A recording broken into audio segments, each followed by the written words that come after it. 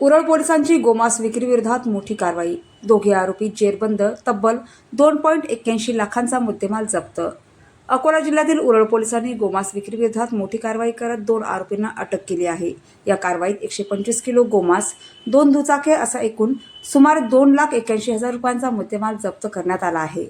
बाळापूर तालुक्यातील हातरुण परिसरातून गोमांस विक्रीसाठी नेले जात असल्याची गुप्त माहिती उरळ पोलिसांना मिळाली होती। या माहितीच्या आधारे रविवार 19 जुलै रोजी सकाळी 6:30 वाजताच्या सुमारास कारंजा रमजानपूर मार्गावर पोलिसांनी सापळा रचून कारवाई केली।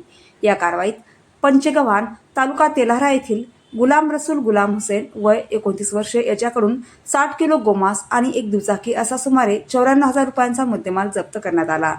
त्यानंतर हातरुण येथील अब्दुल रहीम अब्दुल रहमान वय 32 वर्षे यालाही ताब्यात घेण्यात आले।